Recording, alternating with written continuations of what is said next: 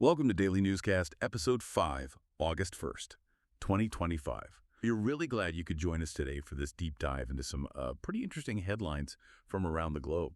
Now, this deep dive is especially for those of you who are working on your English skills, maybe intermediate or advanced learners. We've designed it just for you.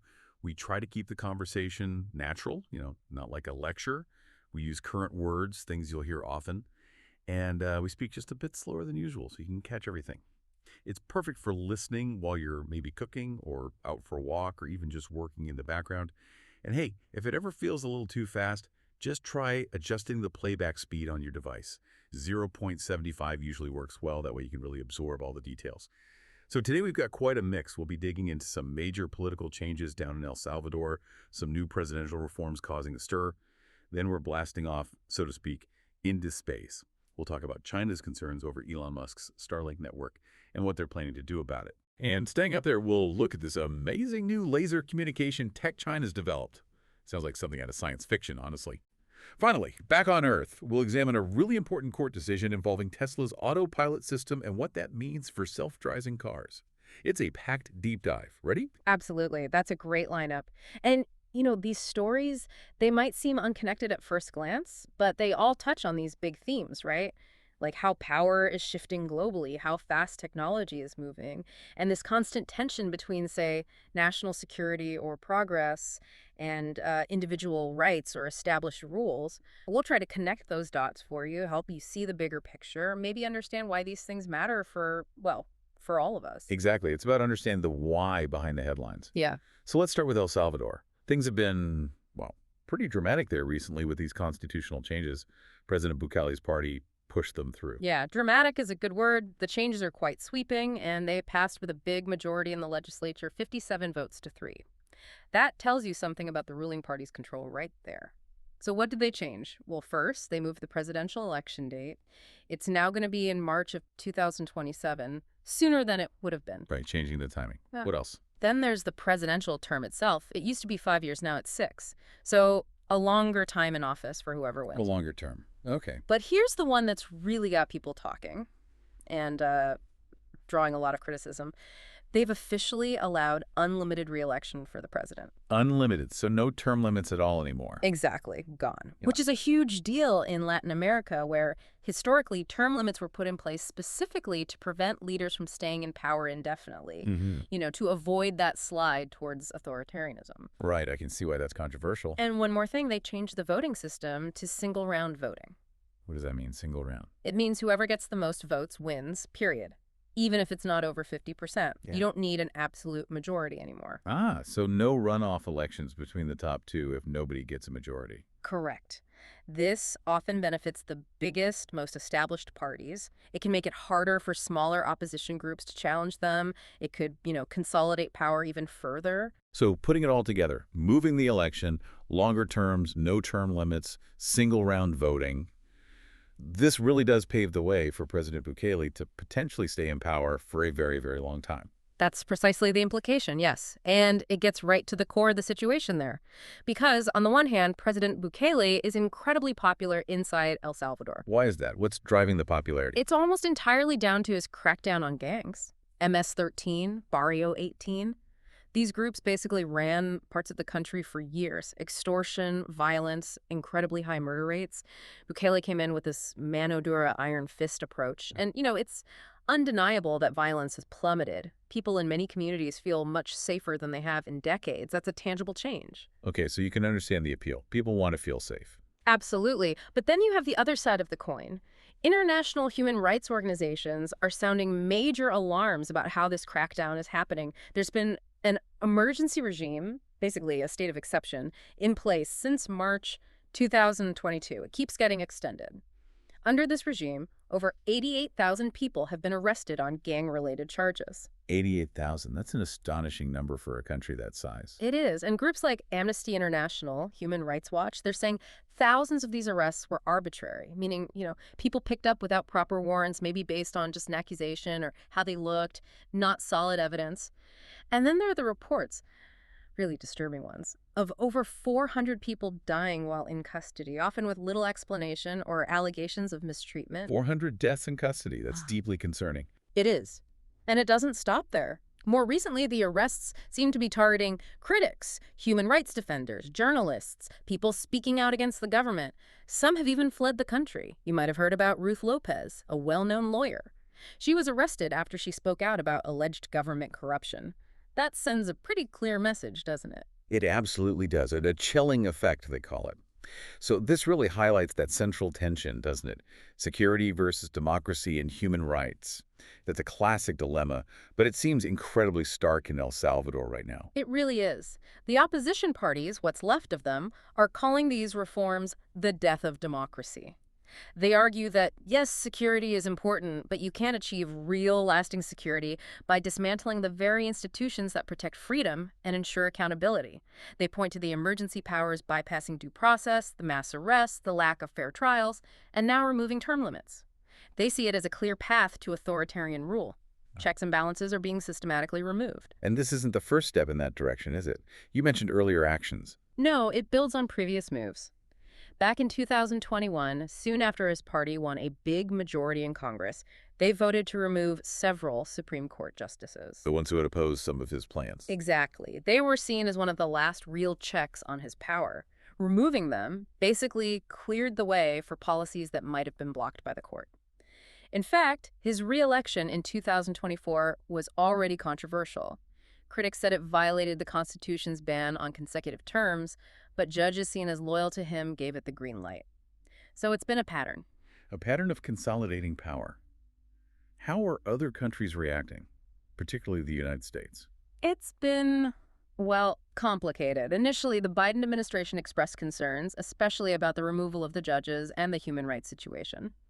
But as Bukele's popularity held and his re-election seemed inevitable, the public criticism quieted down somewhat. Perhaps there was a calculation about stability in the region, especially regarding migration. Now with Donald Trump back in the White House. Well, President Bukele seems to have found a more aligned partner. There was that notable instance where El Salvador agreed to take in over 200 deportees from the United States, not just Salvadorans, but people from other countries too, and put them straight into that massive new prison built for gang members. Right, the CECOT prison. Exactly.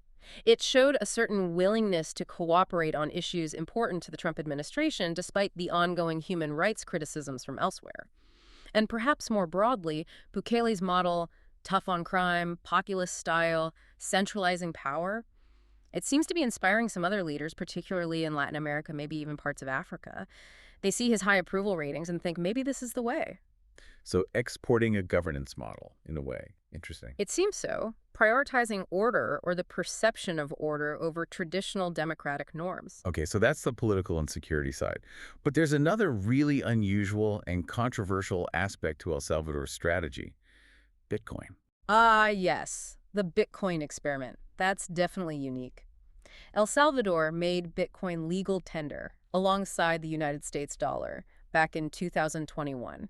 And they didn't just make it legal tender, they invested heavily, Right, yeah. using public funds. They did, and that's where it gets really risky. They currently hold somewhere around 550 million United States dollars worth of their foreign exchange reserves in Bitcoin. 550 million, how much is that relative to their total reserves? It's about 15%, 1/5, which is a huge chunk for a developing economy to hold in such a volatile asset. Volatile is the key word there, isn't it? Bitcoin price goes up and down dramatically. Extremely volatile. It can swing wild, huge gains followed by massive drops. That kind of unpredictability is a nightmare for national financial planning and stability. And it certainly worried international financial institutions, especially the International Monetary Fund, the IMF. Didn't they need a loan from the IMF? Yes, they did. They negotiated a 1.4 billion United States dollar bailout package with the IMF. But a key condition of that agreement was that El Salvador had to scale back its Bitcoin project. Scale back how? Things like reducing its status as legal tender and, crucially, stopping the use of public money to buy more Bitcoin. The IMF wanted them to minimize the risks associated with it. Okay, so they agreed to stop buying Bitcoin to get the bailout money. Did they stick to it? Well, this is where it gets interesting. Despite that agreement, reports indicate they kept buying. Since around December 19th, 2024, they apparently acquired at least another 240 Bitcoin. Really? After agreeing not to? Seems so. That was worth over 27 million United States dollars at the time. So it looks like a potential violation of the IMF agreement, which could definitely cause problems down the road with future funding or their credit rating. It shows a real commitment, or perhaps gamble, on Bitcoin's future. It really is a gamble. So looking at El Salvador, overall, the political changes, the security crackdown, the Bitcoin bet, it feels like they're charting a very unconventional path, Mhm. trading democratic norms and economic stability for perceived security and maybe a shot at a high-tech future. That's a good way to put it. It forces you, the listener, to really grapple with that question. What's the right balance? Is there a point where the need for security justifies bending or breaking democratic rules? Is economic risk worth potential high rewards? El Salvador is kind of a living laboratory for these questions right now. A fascinating and perhaps worrying Right. laboratory. Okay, let's shift gears dramatically now. From Central America to outer space, China seems increasingly concerned about Elon Musk's Starlink satellite network. What's the issue there? Yeah, this has become a major strategic focus for China's military and government scientists. Starlink, which is SpaceX's network of thousands of small satellites providing internet, it's more than just internet now. Its performance in the Ukraine war really opened eyes. Starlink gave Ukrainian forces this incredibly resilient communication channel. Even when their ground infrastructure was being destroyed, they could coordinate in real time, get battlefield updates. So it proved its military value. Hugely. It went from being a commercial service to a vital military asset. And that makes countries like China very nervous. Why? Because this critical infrastructure is run by a private company, SpaceX, and essentially controlled by one person, Elon Musk. And Musk has made decisions based on his own views before, right? Like with that incident in Crimea. Exactly. He reportedly denied a Ukrainian request to extend Starlink coverage for an attack on Russian naval ships in occupied Crimea because he feared escalating the war.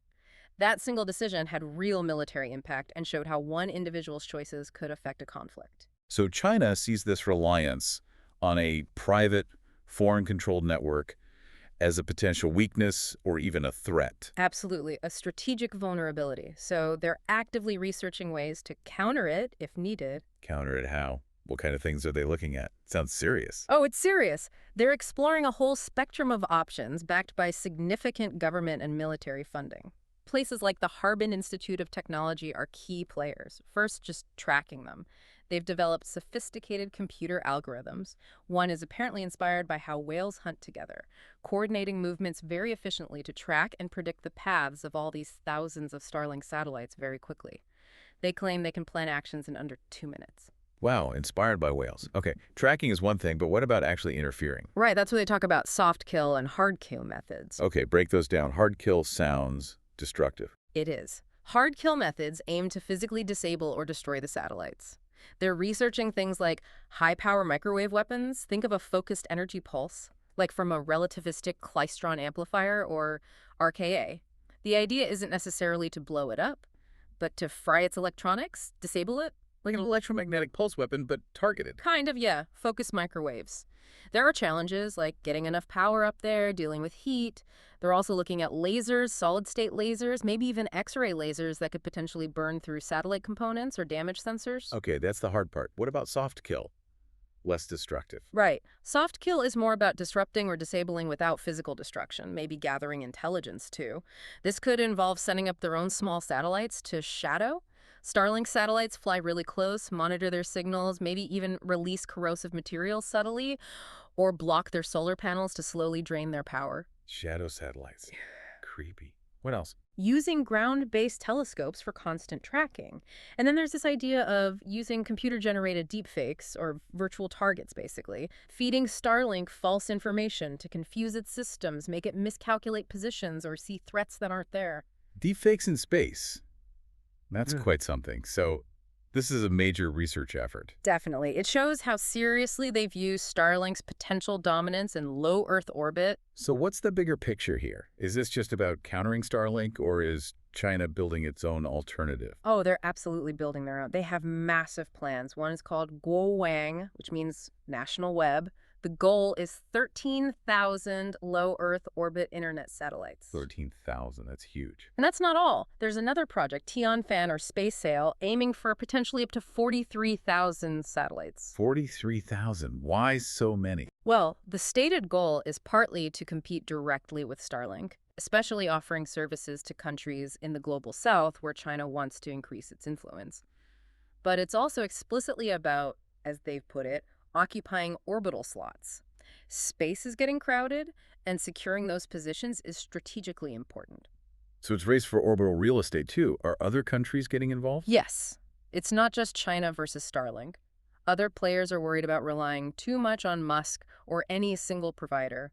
Taiwan, for example, sees its own satellite network as vital. Why Taiwan specifically? Their main internet connectivity comes through undersea cables, which are really vulnerable. If those were cut in a conflict and there have been incidents allegedly involving Chinese ships where cables near Taiwan were severed, they could be isolated. Satellite backup is crucial for them. Makes sense. Who else? The European Union is also investing heavily, about 2.6 billion United States dollars, to build its own independent satellite constellation. Everyone wants digital sovereignty, basically, not being dependent on someone else, especially for critical communications. So space is really becoming this new frontier for competition, even potential conflict, not just exploration anymore. Exactly. It's about control, resilience, national security. Low Earth orbit is the new high ground, and the ability to operate there and potentially deny access to others is becoming central to global power dynamics. Future conflicts could have a major space dimension. That's a sobering thought. And speaking of advanced space tech from China, there was another recent announcement, a breakthrough in laser communication. Something about incredible speeds. Yes, another really impressive feat. Chinese researchers managed to establish a data link using a laser beam, sending information from a geostationary satellite down to a ground station at a speed of 1 gigabit per second. 1 gigabit per second from geostationary orbit. Aren't those satellites really, really far away? Incredibly far. Geostationary orbit is about 36,000 kilometers, or roughly 22,000 miles up. That's way further out than the low Earth orbit where Starlink operates. And they achieve that speed with what kind of laser? A giant, powerful one. That's the amazing part. No, they did it with a very low-power laser, only 2 watts. 2 watts. That's like nothing. A tiny LED light bulb. Pretty much. So sending that much data that fast over that distance with so little power, it's a huge technical achievement. They had to overcome all sorts of challenges. The laser beam getting distorted by the atmosphere, spreading out over distance, keeping the signal strong enough. Like hitting a moving coin miles away with a laser pointer, but even harder. Exactly. Extremely precise pointing and stabilization needed. Okay, so 1 gigabit per second. How does that actually compare to, say, Starlink speeds that consumers get? It's significantly faster, about 5 times faster than the typical speeds Starlink users experience, which are usually maybe 100 to 300 megabits per second, sometimes a bit more. 5 times faster from a satellite that's 60 times farther away. Right. That's the mind-blowing comparison. Now, to be clear, Starlink does use very high-speed laser links, like 100 gigabits per second, to talk between its satellites in orbit. And Chinese companies are testing even faster inter-satellite links. But the breakthrough here is the speed from geostationary orbit down to Earth, achieved with such low power per bit of data. It shows incredible efficiency over vast distances. How do they actually do it? What's the tech behind making such a weak laser work so well over that distance? They used a combination of clever techniques they call adaptive optics and mode diversity reception synergy, AOMDR for short. Okay, AOMDR. Let's unpack that. Adaptive optics first. Right, think of the Earth's atmosphere as being like turbulent water, constantly distorting light passing through it. Adaptive optics uses tiny, rapidly adjusting mirrors on the receiving telescope on the ground. These mirrors deform themselves in real time to cancel out the atmospheric distortion, refocusing the laser beam as if the atmosphere wasn't even there. Like noise-canceling headphones, but for light distortion. That's a great analogy. It cleans up the incoming signal. Then there's the mode diversity reception, or MDR part. Okay, what does that do? It takes the incoming laser light, which might still be a bit scattered, and splits it into different modes or paths. Then superfast software analyzes these different paths every millisecond and picks the ones with the cleanest signal, combining them intelligently. It's like having multiple antennas and always choosing the best signal from each one. So it collects signal that would otherwise be lost. Exactly. It uses a smart algorithm to pick the best paths, minimizing errors and maximizing the data rate even with that low-power laser. Very sophisticated signal processing. And you mentioned this was definitely for communication, not a weapon, right? Despite some online rumors. Absolutely. The researchers were very clear. This laser was designed for high-speed data transfer, non-destructive. The viral claims about it damaging other satellites were just false. This was a communications breakthrough. Got it. But even as a communication tool, technology this advanced must have military implications too, right? That whole dual use thing. Oh, for sure. There are definite dual-use implications. From a military perspective, laser communication is attractive because it's much harder to intercept or jam compared to traditional radio signals. Chinese military journals talk about it enabling low probability of intercept communications. Very useful for secret command and control or intelligence. Stealth communication. Pretty much. And then there's the underlying technology itself. The ability to precisely aim and control laser beams over long distances, manage power efficiently. These are stepping stones towards directed energy weapons. Like laser weapons that could damage satellites. Potentially, yes. It's not what this experiment was, but the fundamental tech overlaps. Senior United States military officials, like General Saltzman from the Space Force, have warned that China is developing directed energy weapons that could soon be powerful enough to physically damage satellites. So it's a capability people are watching closely. Okay, so military uses. What about civilian ones? Could this change the internet for the rest of us? It could. This shows that geostationary satellites, which are great for covering wide areas consistently, could potentially offer much higher internet speeds than they do now, maybe competing more directly with low Earth orbit systems like Starlink, but using lasers instead of radio waves. It might lead to faster, more efficient global connectivity, especially for remote regions. So another leap forward in space tech with big implications for both connectivity and potentially that Space War scenario. Always something new. Constantly evolving, the pace of change in space technology right now is just incredible. Okay, let's come back down to Earth for our final story. A courtroom in Miami, Florida. A major verdict against Tesla involving its autopilot system. What happened there? This was a really significant case. It involved a tragic crash back in 2019 in Key Largo, Florida. A Tesla vehicle with its autopilot system engaged hit two people who were apparently stargazing beside the road. Hit them. What were the consequences? Very severe. One person, Nabel Benavides Leon, was killed. Her boyfriend, Dylan Angulo, was seriously injured. A terrible outcome. And the driver. What was their situation? The driver admitted during the trial that they were distracted, looking at their cell phone around the time of the crash, but they also claimed they were relying on autopilot to handle the driving. Okay, so admitted distraction, but blamed the tech too. How did the jury see it? The jury divided the responsibility. They found the driver was mostly responsible, 66% liable, because of the admitted distraction and negligence. 66% the driver. So the rest must be Tesla. Exactly. The jury found Tesla 33% responsible for the crash. They decided that the autopilot technology failed to prevent the collision, and importantly, that Tesla couldn't just blame the driver entirely. 33% responsible. Right. What does that translate to financially? A very large sum. Oh, wow. The jury ordered Tesla to pay between $243 million and $329 million United States dollars in damages. Wow. That's a huge amount. Why did the jury hold Tesla partly responsible? What was the reasoning? Their findings suggested that the technology itself had shortcomings, or that Tesla's design and marketing contributed to the situation. The argument was essentially that the system didn't perform as a driver might reasonably expect, or that it allowed for misuse outside its intended safe operating conditions, like highways. So this verdict, what kind of impact could it have? Is this a one-off, or does it set a precedent? Legal experts think this could be a major turning point. It's one of the few times Tesla has actually lost a trial involving a fatal autopilot crash. Many previous cases were settled quietly or dismissed. This verdict could, as some lawyers put it, open the floodgates for more lawsuits from people involved in similar incidents, arguing that Tesla shares some responsibility when autopilot is engaged during a crash, especially if there are questions about driver monitoring or system limitations. How has Tesla responded? Are they accepting this? No, they plan to appeal. They've said there were substantial errors of law and irregularities at trial.